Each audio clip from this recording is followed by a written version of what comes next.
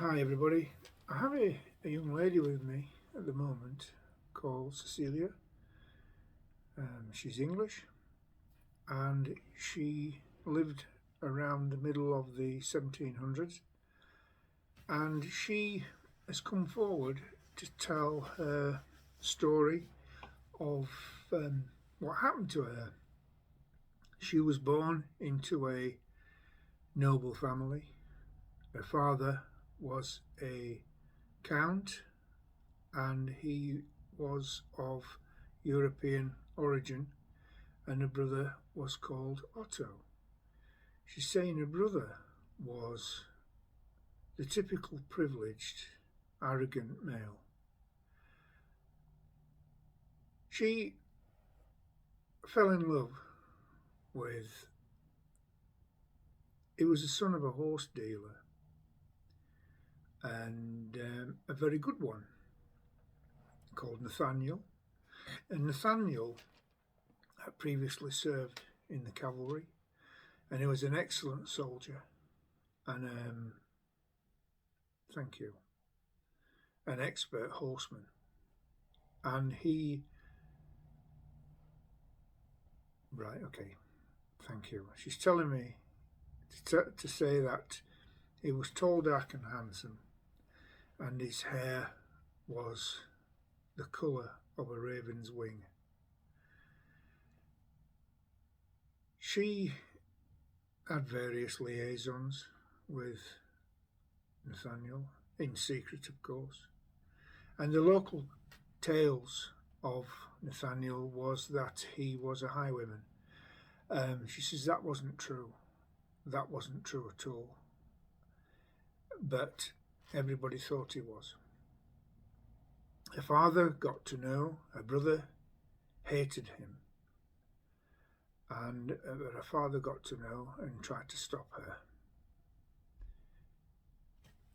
She carried on seeing him in secret, and eventually it was around this time of year when they decided to elope and go to, thank you, go to France.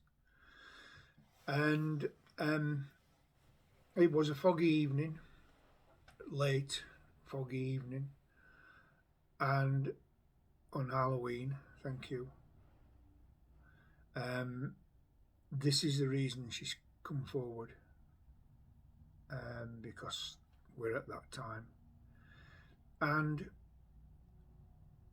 Nathaniel had picked her a horse, and he was on his horse, and he waited for her just outside the village in a woodland area underneath an oak tree where they used to spend a lot of time together. She met Nathaniel and they started to ride away, but her father, through Otto, her brother, had been told of what was happening, and he'd got some guards from the local area, the militia, and a battle ensued, and Nathaniel, thank you. Cecilia's told me that Nathaniel was unarmed, apart from a sword, and okay, shots rang out. Cecilia was grazed on her, thank you, her left shoulder, but Nathaniel was hit the back of his head,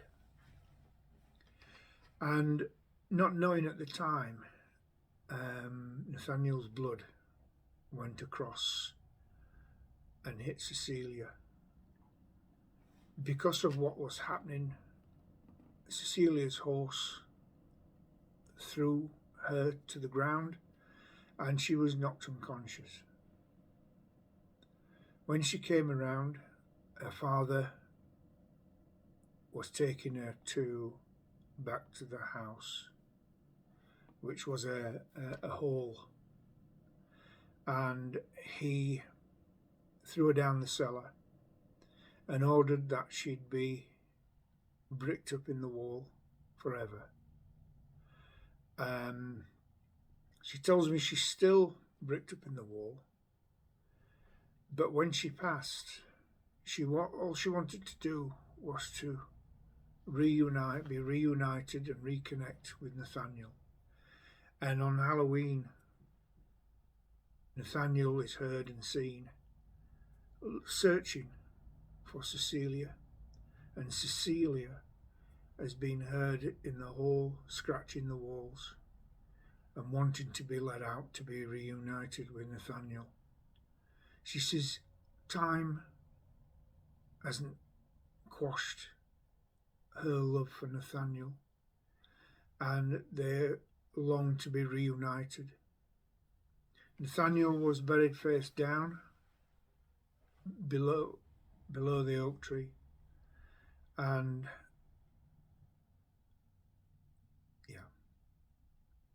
Cecilia was never heard of or spoken about again, but she still remains in that wall today.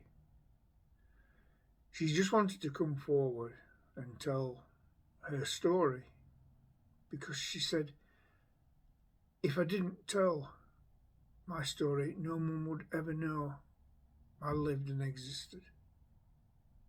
But she says it's not a tale of anger and pain.